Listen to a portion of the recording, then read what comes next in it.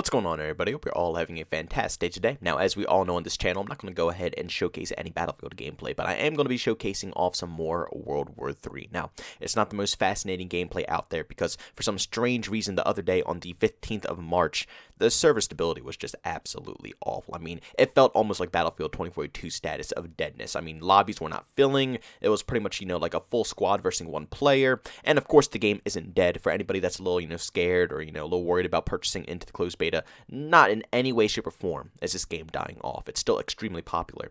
It's just something after the most recent update, the servers are just crashing 24/7. So I do apologize. I'm going to try to get some more footage once the servers go live and they're a little bit more active again. But for now, this is probably the best I'm going to be able to get. But ladies and gentlemen, today we're going to be going ahead and discussing a tweet that Temporal put out. And for anybody who doesn't know who Temporal is, he's basically a data miner when it comes to anything revolving around the Battlefield franchise.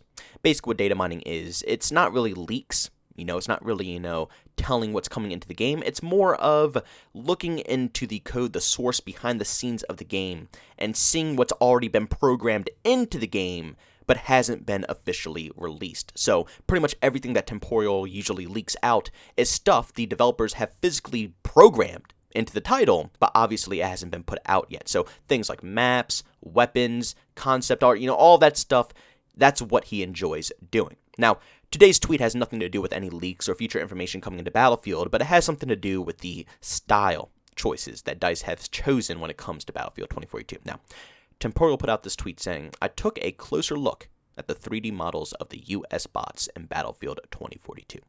Assault, Medic, Support, and Recon. Say what you want about their skills, but they are surely the best looking soldiers out there.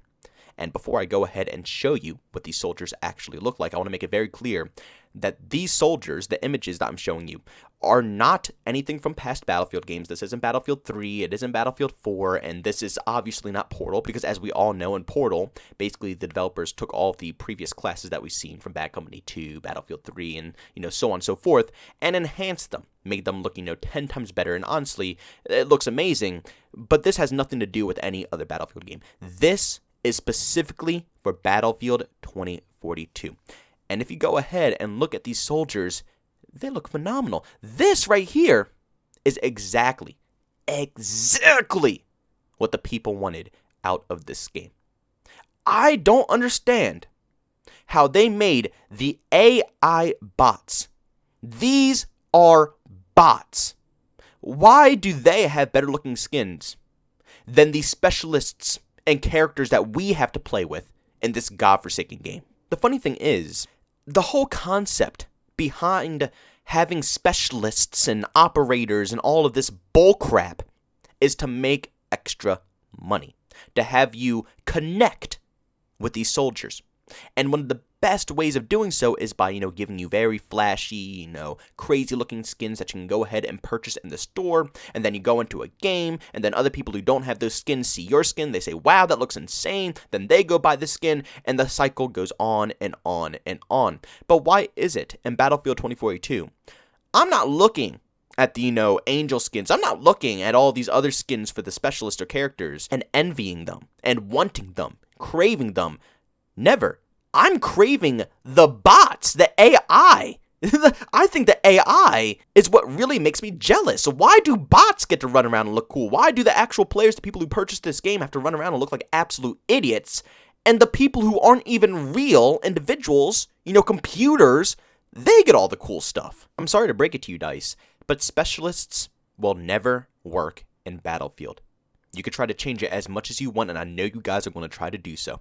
The community will fight you until the end with Battlefield 2042. I can already see it ahead of time. When they finally open up their, open chat for communication between the community and the developers regarding specialists, I guarantee they're going to try everything in the book before they just completely strip them from the game. Or if they even strip them from the game to begin with, I guarantee it's not going to happen, and we're going to have to wait until the next Battlefield title.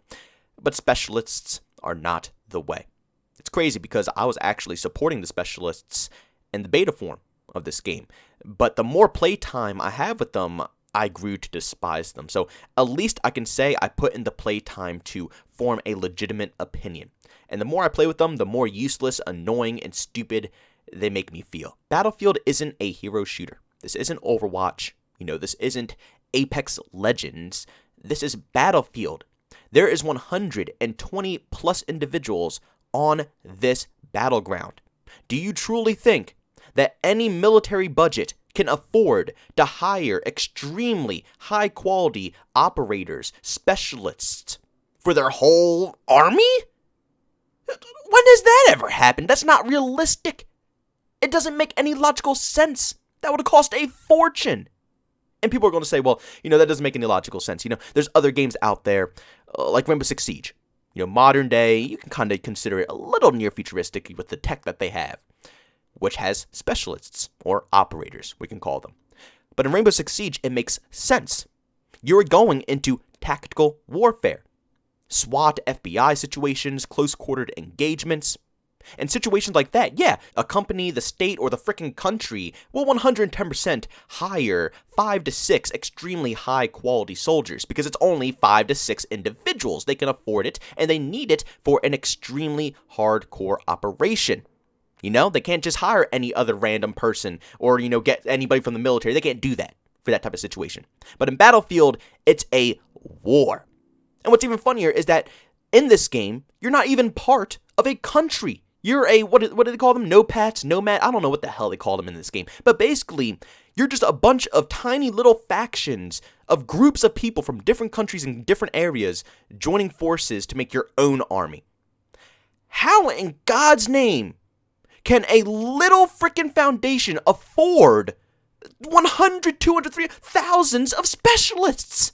It doesn't work. Soldiers is what are on the battlefield. Soldiers, like you see right here. One of the best parts about Battlefield is you feel like you're smaller than the whole situation. You are a tiny speck in this massive all-out war that's going on. That's what makes Battlefield special. But when you give me a specialist and you try to make me connect to the specialist and you make me feel like I'm a super soldier, I no longer get that connection that this war is bigger than me. No, I get the connection that we're, like I said, we're in a military force that is made out of billions and trillions of dollars who can afford to hire all these top-tier, people. For both sides, because it's not even for one team. You literally see the same grandma, Falk, on both the US side and the Russian side. It makes no sense. I could be on the US team right now, playing Falk, speaking fluent English, and then out of nowhere, 2 steps away from me, there's a Russian Falk screaming at me in Russian. Oh, man. Was there a thought process behind this? I have to know if there was a thought process behind this. Again, I guess I kind of understand why they did this, because they probably knew the game was going to be dead, so half the lobbies were going to be filled with bots anyway, so you don't really see too many specialists. It's like a mix of specialists and a mix of these bots that you see here. So the majority of the fight is, fighting against these people. But when the game finally fills a lobby and you get 120 plus individuals in there, it's nothing but specialists everywhere. It hurts. It absolutely hurts. And it's crazy because they just got done with Battlefield 5, which did it perfectly. Everybody's an average soldier, and if you cough up a little extra money, you can purchase I guess you could say specialist, or whatever they called them in that game, the legendary skins that looked massively unique. You stood out in the crowd when you're in the battlefield. But not everybody looks like that. You will have maybe 3, 4, maybe 5 legendary skins across 60 plus random, individuals who look like they're just a part of the battle.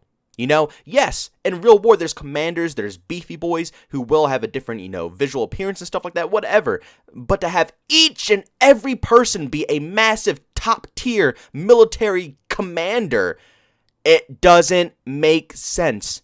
In a game like Rainbow, yes, it makes logical sense because it's a small, close-quarter engagement. You need multiple extremely genius minds to be able to work together in one thing. But when you're in a massive all-out war, there's multiple factors. You got your overall commanders, you have the squad leads, you have the regular, base soldier. There's so many different tiers to a battle. Not everybody is a massive, G.I. Joe. I was actually going ahead and holding a conversation with one of the homies, Jared, over on my stream the other day. Great guy. We were sitting down and we were thinking about it. Truly, games like this and a lot of other FPS games truly need to step away from the operator and specialists. because it doesn't fit in their games. Even Call of Duty, not once have I ever related to a specialist in any Call of Duty game. It's always a waste of time. The way I pick my specialists is how overpowered their ability is. I could give two shits about their background, who they are, what they're doing. It doesn't interest me in Call of Duty, nor does it interest me in Battlefield. It doesn't fit the games. Again, like I said, the specialists, the only reason people use them is to abuse the best abilities. Nobody's picking a specialist because they relate to them in a all-out warfare game. So we were thinking, this game is about these nopads or nomads, whatever the hell you want to call them.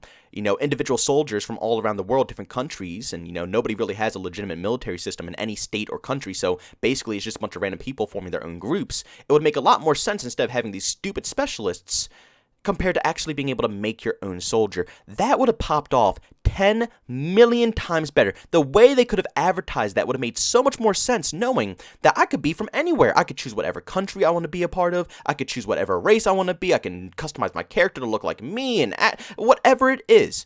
I can revolve it around me. That way, I can feel a personal connection, and I won't feel like some overpowered boss because the character is me. I'm not a specialist. I'm not some overpowered genie. No, I am a soldier. I made myself a soldier, and that is it. It helps me connect with the overall battle, and it helps me connect with my own character. And then on top of that, instead of having these stupid specialist abilities, you could just pick your character, and then at any given time, you can pick the class you want to play. So instead of having an assault class, a medic class, support class, and recon class kit, like you see, once again, I'm going to show it up here, like you see here, instead of this, you'll just have one single skin. You'll have your character, but you could pick the class you want to play every single time you join to a game. So if you want medic equipment, you pick a medic. If you want to be a support player and have ammo and all that stuff, you pick the support player. If you want to, chase tanks and stuff, you pick an assault or engineer, whatever you want to call it, but your skin never changes. That way, the developers can still sell skins in the store. They can sell, special equipment and special stuff you can equip on your own character, and they would make just as much money compared to selling skins for a specific specialists. But to sum it all up, this is exactly why Battlefield 2042 flopped. The incompetence of the development team to go ahead and make absolutely outstanding looking skins for the base AI of the game, but completely neglecting what the community would want to see. They know what the AI should be like, but for some reason we took a weird turn with the specialists. You gotta make up your mind on the design style of this game. Honestly, if all the skins look like the base AI skins for both the US and the Russian side, and they added on top of that, it would have looked 10 million times better, and the atmosphere of the game would have been much more grounded. It's way too cartoony. Like I said, it feels like Apex Legends right now, and Battlefield is not Apex Legends. Battlefield isn't Overwatch. We're not here to gain the story of the characters that we're playing with. We're here to participate in a freaking war. This isn't even like Call of Duty where you want to just completely frag out. No, you just want a more insane, intense experience, the whole package. You have vehicles, you have infantry combat, you have teamwork, everything that you could possibly want from like a milsim, but turned it into an arcade shooter. That's what makes Battlefield freaking outstanding. And like I said, at the same time, you can still frag out if you want to. 50, 60, 70, 100 kills if you truly want to. Battlefield is just one-of-a-kind game, but they nailed it in the wrong way this time. They truly screwed it over. But ladies and gentlemen, thanks so much for tuning into this video. If you enjoyed it, make sure you leave a like, bombs, I hate it, leave a dislike. Also, if you're brand new, enjoy the content, don't forget to subscribe and hit that notification button. Also, want to chat with me, there's two ways to do so, Twitter and Discord, both the link down in the description. And also want to catch me live streams of video games over on Twitch, link that is in the description as well. But guys, thanks so much for tuning in. See you all next one. Peace out.